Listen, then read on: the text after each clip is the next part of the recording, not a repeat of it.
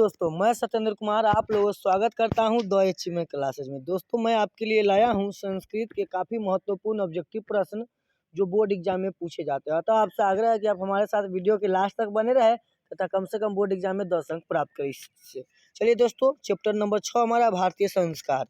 प्रश्न संख्या 1 हमारा दोस्तों, चरित्र निर्माण किससे होता है? तो चरित्र निर्माण किससे होता है दोस्तों? तो संस्कारों से होता है। किस चीज़ से होता है चरित्र निर्माण? तो संस्कारों से। प्रश्न संख्या 2 हमारा दोस्तों, शैशव संस्कार कितने हैं? शैशव संस्कार कितने हैं? तो शैशव संस्कार कितने हैं दोस्तों? तो 6 है। शैशव संस्कार कितने हैं? 6 है। प्रश्न संख्या 3 हमारा दोस्तों, अंत्येष्टि संस्कार कब होता है? अंत्येष्टि संस्कार कब होता है?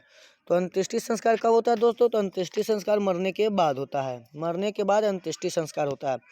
प्रश्न संख्या 4 हमारा, साहित्य ग्रंथों में किसान संस्कार का नामांतर क्या है? साहित्य ग्रंथों में किसान संस्कार का नामांतर क्या है? तो प्रश्न संख्या 4 का हमारा आंसर हो जाएगा दोस्तों गोदान। क्या है? तो गोदान है। ऑप्शन डी हमारा आंसर हो जाएगा। चलिए दोस्तों, प्रश्न संख्या 5 हमारा, पानी ग्रहण किस संस्कार में होता है? पानी किस ग्रहण मतलब लेना, पानी किस संस्कार में लिया जाता है? तो प्रश्न संख्या 5 का हमारा आंसर हो जाएगा दोस्तों विवाह संस्कार में। प्रश्न संख्या 6 हमारा दोस्तों, संस्कार कुल कितने हैं?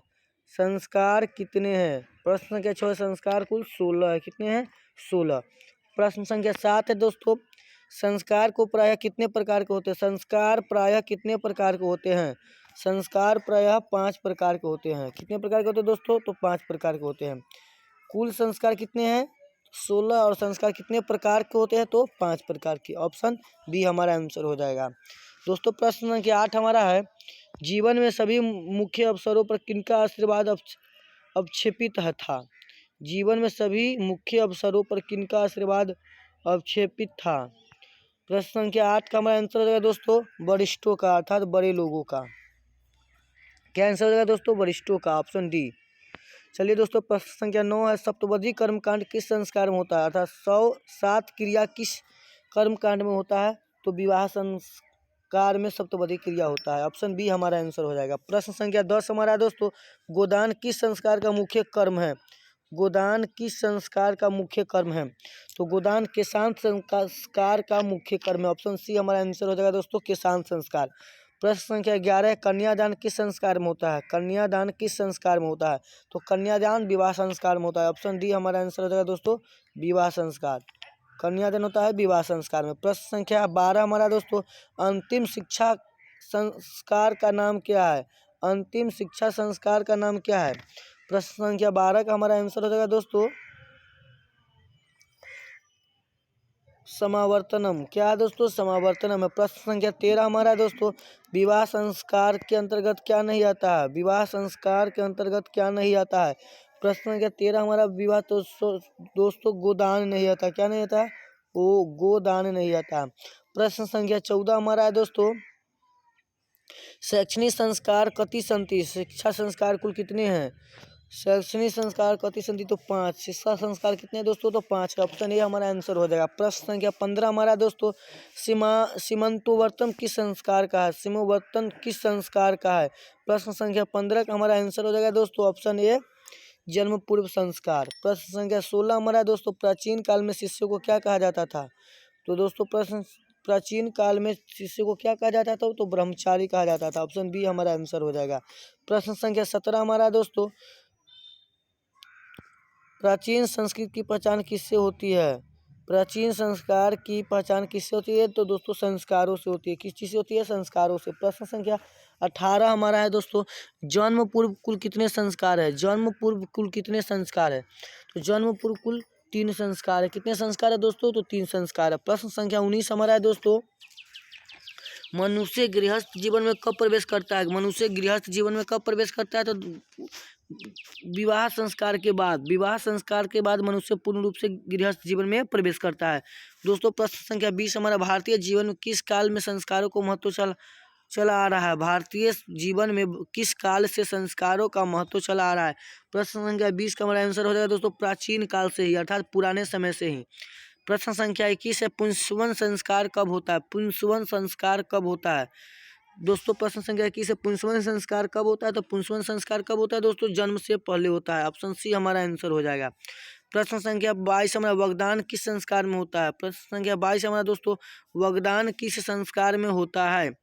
तो वगदान किस संस्कार में होता है, तो वगदान होता है विवाह संस्कार में। किस संस्कार में होता है दोस्तों, तो विवाह संस्कार में। प्रश्न संख्या 23 हमारा है दोस्तों भारतीय संस्कृति की अद्वितीय विशेषता क्या है। भारतीय संस्कृति की अद्वितीय विशेषता क्या है, तो भारतीय संस्कृति की अद्वितीय विशेषता जो है वह संस्कार है। प्रश्न संख्या 24 हमारा है दोस्तों समावर्तन संस्कार का उद्देश्य क्या है। समावर्तन संस्कार का उद्देश्य क्या है, तो समावर्तन संस्कार का उद्देश्य है गुरु गृह से गृहस्थ जीवन में प्रवेश करना। गुरु गृह से गृहस्थ जीवन में प्रवेश करना। प्रश्न संख्या 25 है दोस्तों गर्भधारण संस्कार का प्रयोजन क्या है। गर्भधारण संस्कार का प्रयोजन क्या है। प्रश्न संख्या 25 का हमारा आंसर हो जाएगा दोस्तों गर्भ रक्षा, गर्भ रक्षा। प्रश्न संख्या 26 हमारा है दोस्तों सीमंतोयन संस्कार का प्रयोजन क्या है। सीमंतोयन संस्कार का प्रयोजन क्या है, तो प्रश्न संख्या 26 का हमारा आंसर हो जाएगा दोस्तों गर्भवती की प्रसन्नता, गर्भवती की प्रसन्नता। प्रश्न संख्या 27 हमारे दोस्तों भारतीय जीवन दर्शन का महत्वपूर्ण उपादान क्या है या योगदान क्या है। भारतीय जीवन दर्शन का दोस्तों प्रश्न संख्या 27 का हमारा आंसर हो जाएगा सी संस्कार। प्रश्न संख्या 28 है दोस्तों किसान संस्कार कहाँ होता है। किसान संस्कार कहाँ होता है या कब होता है। प्रश्न संख्या 28 का हमारा आंसर हो जाएगा गुरु गृह में। कब होता है, तो गुरु गृह के समय। चलिए दोस्तों प्रश्न चैप्टर नंबर 7 हमारा नीति श्लोक। नीति श्लोक के जितने भी महत्वपूर्ण ऑब्जेक्टिव उसे करते हैं। चलिए दोस्तों प्रश्न संख्या 1 है विद्या की रक्षा किससे होती है। तो विद्या की रक्षा किस चीज से होती है, तो योग से अर्थात अभ्यास से।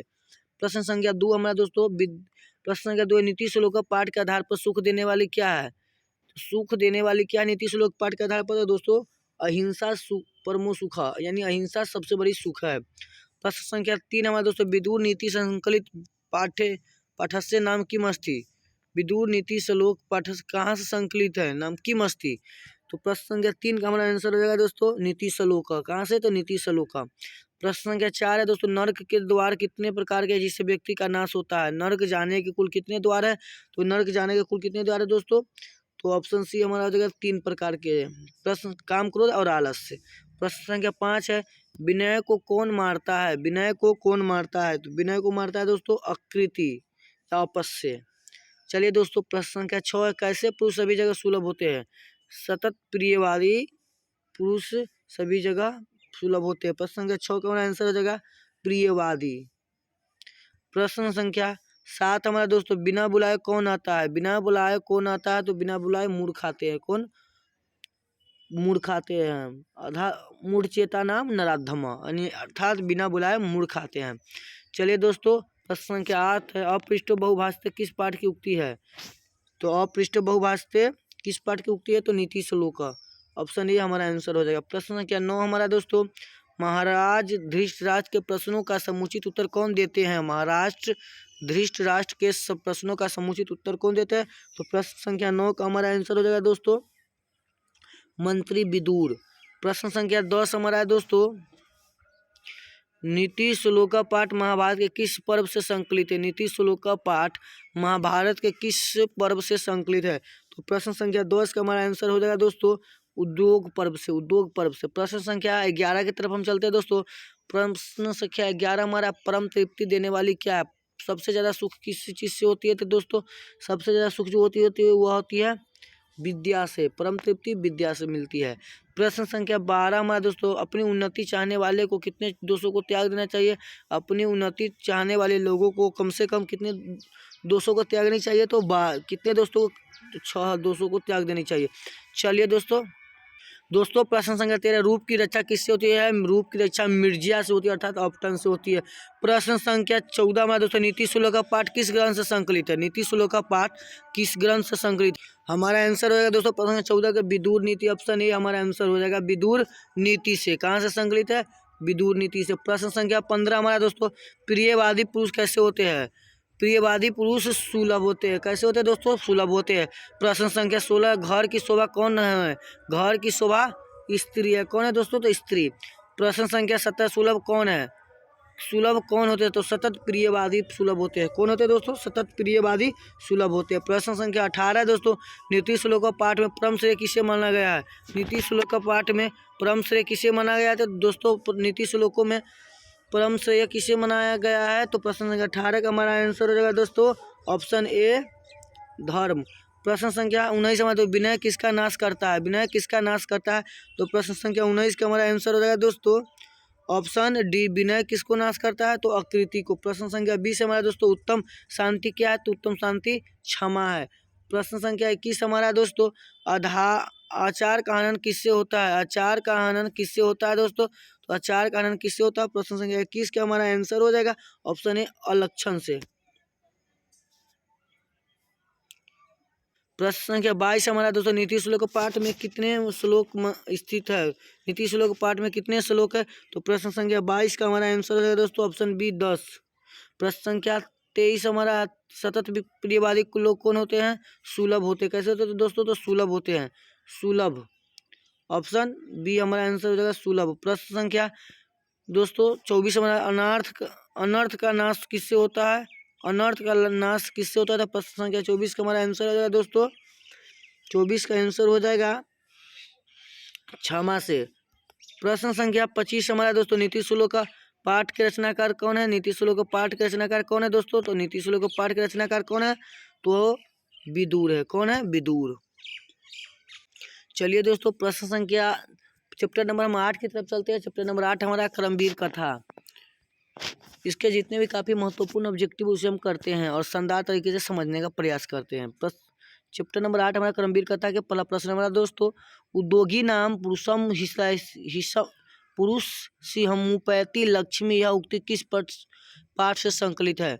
तो दोस्तों यह जो है सो करमवीर कथा से संकलित है। प्रश्न संख्या 2 हमारे दोस्तों, करमवीर राम प्रवेश राम के परिवार में सदस्यों की कुल संख्या कितनी थी? करमवीर राम प्रवेश राम के परिवार के सदस्यों की कुल संख्या 4 थी। कितनी थी दोस्तों? तो 4 थी। प्रश्न संख्या 3 है, राम प्रवेश राम ने किस परीक्षा में विश्वविद्यालय में प्रथम स्थान किया था? तो किस परीक्षा में किया था दोस्तों? तो स्नातक की परीक्षा में, स्नातक की परीक्षा में। प्रश्न संख्या 4 है, लक्ष्मी किसका वर्णन करती है? लक्ष्मी किसका वर्णन करती है? प्रश्न संख्या 4 का आंसर होगा उद्योगी पुरुष। प्रश्न संख्या 5 है, करमवीर कौन था? करमवीर राम प्रवेश राम था। कौन था दोस्तों? तो राम प्रवेश राम। प्रश्न संख्या 6, भिखनटोला गांव कहाँ है? भिखनटोला गांव कहाँ है? तो भिखनटोला गांव कहाँ है दोस्तों? तो बिहार में है। कहाँ है? बिहार में। प्रश्न संख्या 7 है, दलित ग्रामवासी पुरुष की कथा कौन है? दलित ग्रामवासी पुरुष की कथा कौन है? तो करमवीर कथा। चलिए दोस्तों, प्रश्न संख्या 8 है, नवीन दृष्टि संपन्न शिक्षक कहाँ पहुँचे थे? नवीन दृष्टि संपन्न शिक्षक कहाँ पहुँचे थे? तो दोस्तों प्रश्न संख्या 8 का हमारा आंसर हो जाएगा ऑप्शन सी भिखनटोला। प्रश्न संख्या 9 है दोस्तों, करमवीर राम प्रवेश ने निज उत्साह से कौन सा पद प्राप्त किया था? करमवीर राम प्रवेश ने निज उत्साह से कौन सा पद प्राप्त किया था? प्रश्न संख्या 9 का हमारा आंसर हो जाएगा दोस्तों ऑप्शन ए महम पद। प्रश्न संख्या 10 है, करमवीर कथा पाठ में किसकी कथा है? तो राम प्रवेश राम की। चलिए दोस्तों, प्रश्न संख्या 11 है, छात्रा नाम तपकृत में कौन सा पद होगा? तो अध्ययनम। क्या दोस्तों? अध्ययनम। छात्रों का तप क्या है? तो पढ़ना, यानी अर्थात तप मतलब तपस्या। प्रश्न संख्या 12 है, राम प्रवेश राम उच्च विद्यालय में कौन सा स्थान प्राप्त किया था? तो पहला स्थान प्राप्त किया था, प्रथम स्थान। प्रश्न संख्या दोस्तों अब हम चलते हैं 13 की तरफ। प्रश्न संख्या 13, लक्ष्मी किसके पास रहती है? तो लक्ष्मी किसके पास रहती है दोस्तों? परिश्रमी के पास। प्रश्न संख्या 14 है, भिखनटोला देखने कौन आया था? तो भिखनटोला देखने एक अध्यापक आए थे। प्रश्न संख्या 15 हमारा दोस्तों, राम प्रवेश राम ने को छात्राएं अध्ययनम तपः का उपदेश किसने दिया था? तो प्रश्न संख्या 15 का हमारा आंसर है, इसका उपदेश जो दिया था उनका गुरु दिए थे। प्रश्न संख्या 16 है, राम प्रवेश राम का जन्म किस गांव में हुआ था? राम प्रवेश राम का जन्म किस गांव में हुआ था दोस्तों? तो भिखनटोला में। प्रश्न संख्या 17 है दोस्तों, प्रशासन ने भिखनटोला से 1 कोस की दूरी पर क्या स्थापित किया था? प्रशासन ने। प्रश्न के 17 का आंसर होगा प्राथमिक विद्यालय। चलिए दोस्तों, उम्मीद करता हूँ यह सभी प्रश्न आपको शानदार तरीके से समझ में आए होंगे। तो आपसे आग्रह है कि इस वीडियो को ज़्यादा से ज़्यादा अपने दोस्तों में शेयर करें तथा इस चैनल को सब्सक्राइब कर दें, ताकि मैं आपके लिए सभी सब्जेक्ट के ऑब्जेक्टिव तथा सब्जेक्टिव प्रश्न लाता रहता हूँ जो बोर्ड एग्जाम में काफ़ी महत्वपूर्ण होते हैं। धन्यवाद, मिलते हैं अगले वीडियो में।